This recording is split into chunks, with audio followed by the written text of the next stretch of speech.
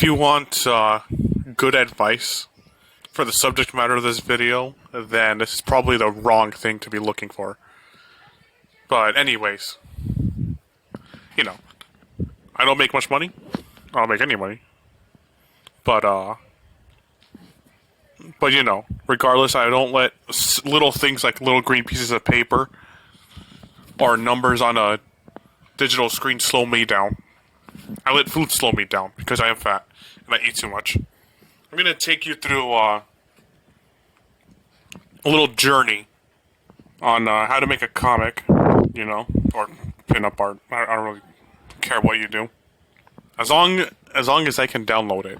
But anyways, yeah, sure. Let's focus on comics because this is specifically for that. How to make comics and without busting your nuts on money. Although there are going to be some heavy investments, but you know, they're all investments that you're going to be only using one time, or that you're going to stick with for quite a while. All right.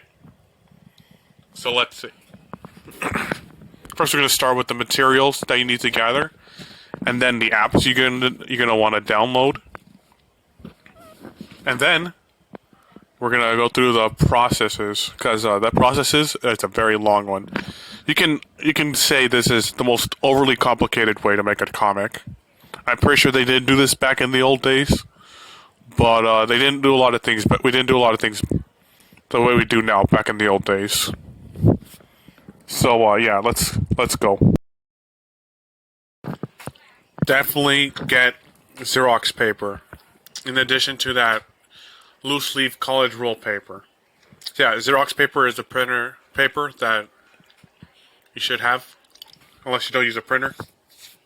Either way, it comes cheap, and you get a tank load of it. Alright, so one thing I should make clear is this is not a video about your actual skills at drawing. That's for you yourself to figure out. If you're really lost and can't figure out why your drawings don't look any good, stop figuring it out and just watch some cartoons. And just copy. Everyone copies. You know, copying is the greatest form of flattery. So anyways, yeah, so what you're going to start with is your pencil. You can't play the game if you don't have the controller. And the controller is your pencil. Now, what I use is a mechanical pencil by BIC, the company BIC. I think they make lighters as well. I get 0.7 millimeter, and the pencil and the graphite grade is HB because I like those dark lines. Right? Now, unfortunately, yeah, you're gonna get some smudging, and if you wait quite a while, then those pencil smudges those pencils are eventually just gonna start fading. But you know, if you really want your pencils to last forever, then I suggest you scan them. But anyways, you got 0.7 HB grade graphite for your mechanical pencil by BIC. And get a novelty little glass jar, a rubber band, run-of-the-mill rubber band. Make sure it's pretty thick or pretty long, so you can wrap it multiple times. And some cellophane wrap, right? Plastic wrap. So anyways, inks. Now what I used to do is I would use ultra fine and just fine point and then ultra fine point Sharpies. But the thing about Sharpies is that apparently the inks decay and then it turns into sepia. You don't want that, and honestly the lines just aren't fine enough. So you're thinking, you go to just Pigma Microns. The thing about them is that they dry out really quickly. You can't refill them. Felt tips in general just don't last. Or, yeah, they just don't last, and they rip eventually. Really lame. So what you're going to want instead is just get one. You're going to use some quills, alright? It's time to stop. Don't be scared about it. The guys at Image used quills. These are 102 Hunt Crow Quills. Hunt 102 Crow Quills by Speedball. You're going to need one holder, alright? One nib holder And you're gonna need a little box of 12 Hunt 102. Make sure it's those numbers, Crow Quills. Those give you the finest point, but you can also do nice thick lines with them. And don't abandon the idea of getting Sharpies fully. What I suggest you get is, what is it? What is it called? Get a chisel tip, alright?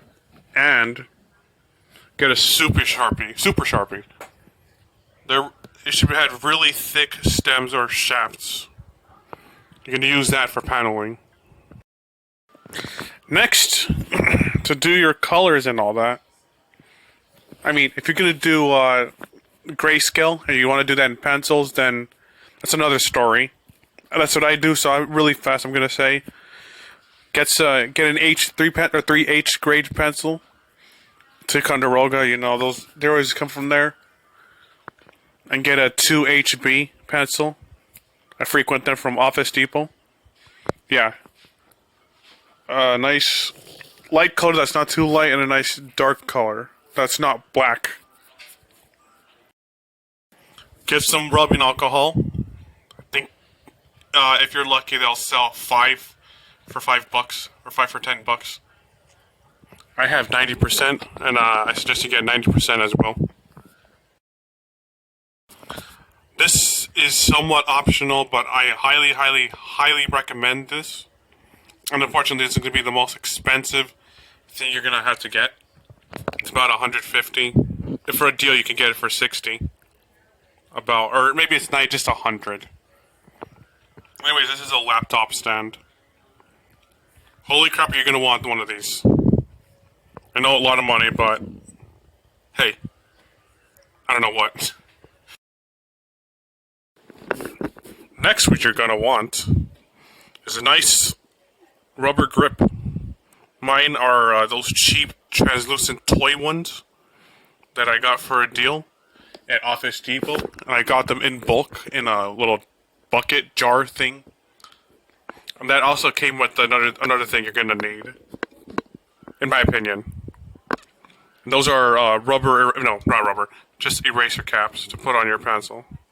Those little square, cylindrical. Yeah, those little cylinders of erasers that the pencils already come with, they're not going to last very long at all. And they're just not good for covering a large amount of area.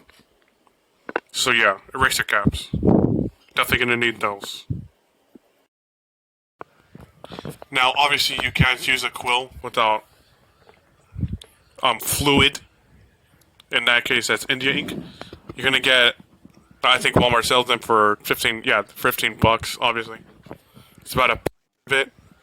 It's a pint of India ink fluid, or just India ink by Speedball. Ironically, they both the quill and the ink come from Speedball, the brand. Alright? That's gonna last you quite a long time.